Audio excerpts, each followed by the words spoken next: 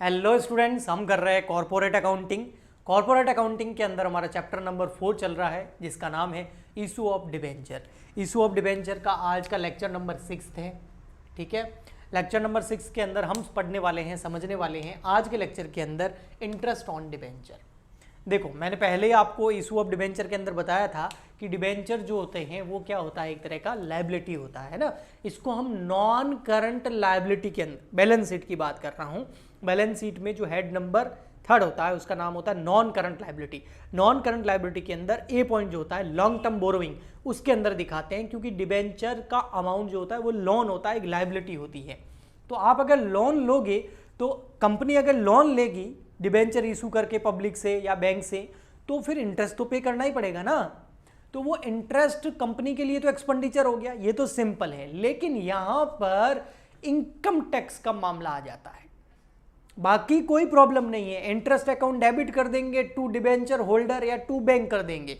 Interest debit इसलिए हुआ क्योंकि एक्सपेंडिचर है तो नॉमिनल रूल के हिसाब से डेबिट होगा, और टू बैंक यानी कि पैसा जा रहा है ना। बट यहां पर क्या है, एक इनकम टैक्स का मामला आ जाता है। वो क्या है मैं बताता हूं, देखो समझना अच्छे से थोड़ा सा, ताकि कंफ्यूजन नहीं रहेगा। ये है हमारी कंपनी फॉर एग्जांपल के लिए, और इस कंपनी ने इशू कर रखे हैं डिबेंचर्स, किनको, इन डिबेंचर होल्डर को। ये डिबेंचर होल्डर, ठीक है, कंपनी ने इशू कर रखे हैं डिबेंचर। कंपनी ने कितने डिबेंचर इशू कर रखे हैं, फॉर एग्जांपल के लिए कंपनी ने जो है 10,000 डिबेंचर इशू किए हैं। एक डिबेंचर 100 रुपीज़ का है और ये 8% वाले डिबेंचर है।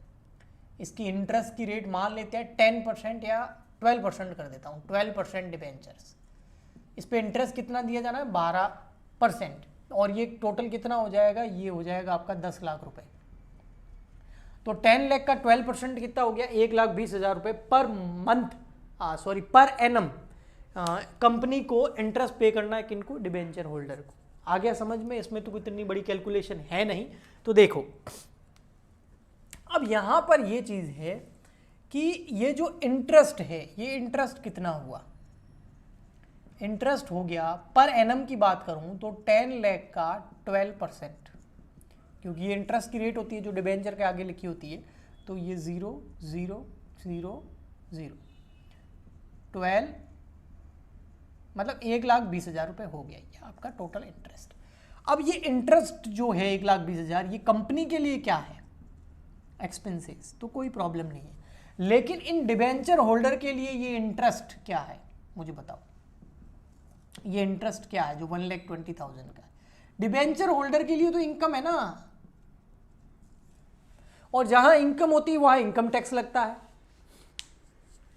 आप बोलोगे सही है, बट हमको इनसे क्या मतलब, डिबेंचर होल्डर से, उनकी तो पता नहीं कहां कहां की इनकम होगी। हमको इसकी अकाउंटिंग थोड़ी कर रहे हैं, हम तो कंपनी की कर रहे हैं। कंपनी के लिए तो एक्सपेंस है, बात खत्म हो गई, उनको पेमेंट कर दो, वो आगे अपने आप इनकम के ऊपर इनकम टैक्स पे करेंगे। बट यहां पर बीच में आ जाता है हमारा गवर्नमेंट, सेंट्रल गवर्नमेंट या इनकम टैक्स एक्ट। वो बोलता है, इन कंपनीज को उन्होंने डायरेक्शन दे रखा है, निर्देश दे रखा है कि आप जब भी इंटरेस्ट पे करो ना, उसके ऊपर टैक्स काट के हमको जमा करा दो। गवर्नमेंट क्या बोल रही है कि जब भी आप 1,20,000 रुपये का इनको इंटरेस्ट पे करोगे ना, उसके ऊपर टैक्स जितना भी बनता है वो काट के गवर्नमेंट को जमा करा दो, ताकि गवर्नमेंट को इनके पास जाके टैक्स मांगना नहीं पड़े। तो यहां पर ऐसा क्यों है, गवर्नमेंट इनसे ही क्यों नहीं मांग लेती, हमको क्यों परेशान कर रही है, कंपनी को क्यों परेशान कर रही है? क्योंकि गवर्नमेंट क्या चाह रही है कि देखो, डिबेंचर होल्डर तो बहुत सारे होंगे, बहुत सारे डिबेंचर होल्डर्स होते हैं, तो किन किन से जाके वो टैक्स वसूल करेगी।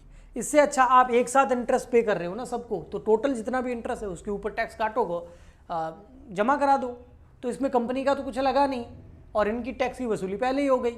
ओके, तो ये जो टैक्स काटा जाता है ये पहले से काटा जाता है, इसलिए इसको टीडीएस बोलते हैं। होता तो इनकम टैक्स ही है, लेकिन इसको बोला जाता है tax deducted at source, TDS, इसको टीडीएस बोला जाता है। जहां पर भी इनकम का सोर्स दिखे कंपनी को, टीडीएस काट लो। कई सारी कंपनी अपनी एम्प्लॉय को सैलरी देती है, और अगर उन एम्प्लॉय की सैलरी जो लिमिट है इनकम टैक्स की उससे ऊपर है, तो सैलरी में से भी पहले कंपनी जो है टैक्स काट के जमा करा देती है, किसको, गवर्नमेंट को। अब सैलरी इनकम एम्प्लॉय के लिए है तो टैक्स तो एम्प्लॉय पे लगना चाहिए और एम्प्लॉय पे लग रहा है, उसकी सैलरी में से ही कंपनी काट के जमा करा रही है। तो आई होप आपको समझ में आ गया होगा। अब आइए इसकी जनरल एंट्रीज देखते हैं क्या होती है। तो देखिए जनरल एंट्री बड़ी सिंपल है इसकी। सबसे पहले फर्स्ट, जब इंटरेस्ट ड्यू होगा, इंटरेस्ट ड्यू,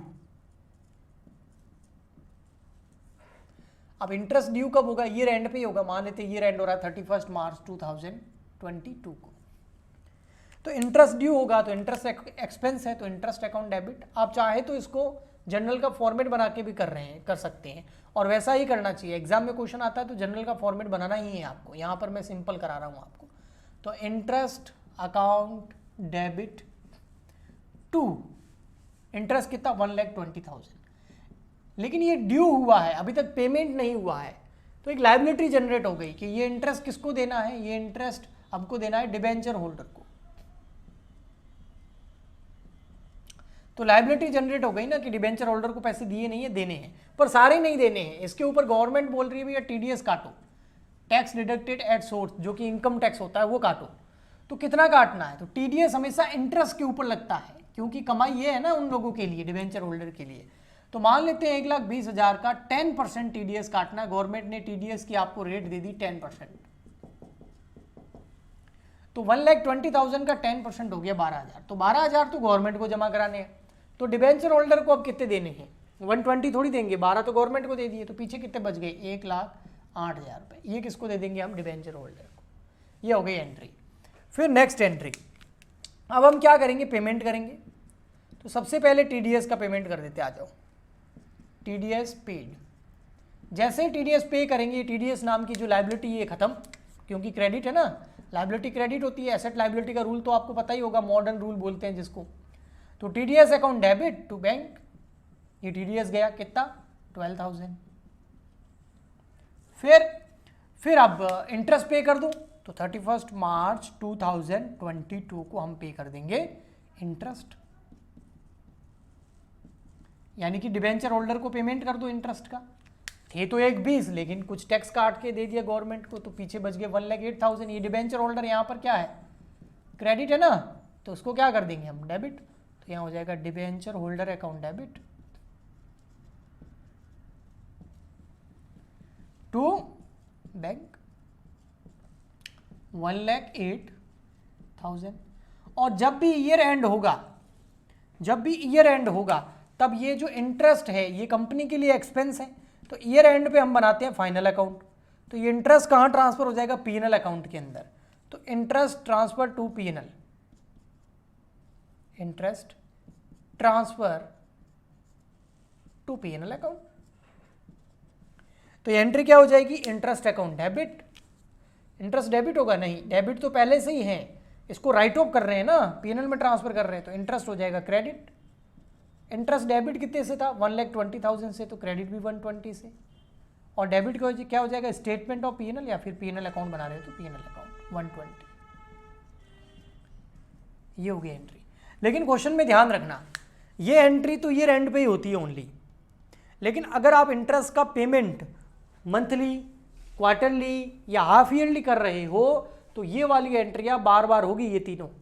जैसे यहाँ ईयरली कर रहे थे तो ईयरली हुआ, अगर हाफ ईयरली होता तो ये और ये एंट्री, ये अगर हाफ ईयरली होता तो दो बार हो जाती, यानी कि ये एंट्री भी 2 बार, ये भी 2 बार, ये भी 2 बार, क्योंकि इंटरेस्ट आप 2 बार लगा रहे हो, 2 बार पेमेंट कर रहे हो। लेकिन यहाँ पर एक बार ही ड्यू कर रहे हैं, एक बार ही पेमेंट कर रहे हैं, तो यही होगा। लेकिन जितनी बार इंटरेस्ट ड्यू होगा तो टीडीएस भी लगेगा ही लगेगा।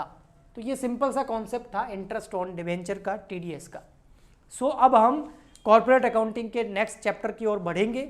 अगर आपको इन वीडियो से हेल्प मिल रही है, लेक्चर से हेल्प मिल रही है, तो प्लीज़ सपोर्ट कीजिए। सपोर्ट करने के लिए आप लाइक कर सकते हैं, शेयर कर सकते हैं, सब्सक्राइब कर सकते हैं, कमेंट कर सकते हैं। हम मिलते हैं नेक्स्ट वीडियो में, तब तक के लिए goodbye and thank you.